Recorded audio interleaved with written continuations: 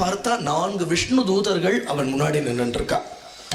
இந்த குழந்தைக்கு காது கேட்டதோ இல்லையோ, இந்த நாமம் யார் காதல விழணுமோ அவன் காதல விழுந்துடுச்சு. இதை ஏன் இப்படி நோட்டா, ரொம்ப நாளா நம்மள இந்த பேரால கூப்பிட்டு நம்ம திரும்பி பார்த்து ஒரு பழக்கம் இருக்கிறதுனால நம்ம பேர்ல இருக்கிற 2-3 பேர் பக்கத்துல இருந்தாலும் கூட அந்த பேரை சொல்லி கூப்பிட்டா நம்மளும் திரும்பி தானே பாக்குறோம். குருவை தவிர இந்த ஒரு டெக்னிக் யாருக்கும் தெரியாதுங்கிறார். சத்குருலேக எட்டுவண்டி குனிக்கி வேற எப்பேற்பட்டவராக தான் இருக்கட்டும், எந்த ஜீவன் அவரால் கரியத்தப்பட இருக்கோ அந்த ஜீவனை கரியத்துறதுக்குன்னு ஒரு டெக்னிக் அவருக்கு. கருகைநோக கனமுன கோட்ட சத்குருலேக எட்டுவண்டி. முடிஞ்சா பூ புஷ்பங்களை மாலை தொடுத்து கொடு, ஒன்னால என்ன கைங்கரியம் பண்ண முடியுமோ ஆசிரமத்தில் இருந்துட்டு, ஆனா விடாமல் நாம சங்கீர்த்தனம் பண்ணி நீங்கே.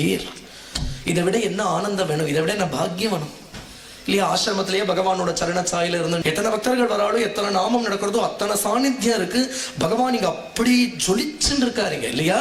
அதனால இங்க வந்த மாத்திரத்துல ஒருத்தனுக்கு பக்தி ஞான வைராக்கியத்துக்கு வேற பிரயாசப்படவே வேண்டாம். ஆசிரமத்துல வாசம் பண்ணி விசாம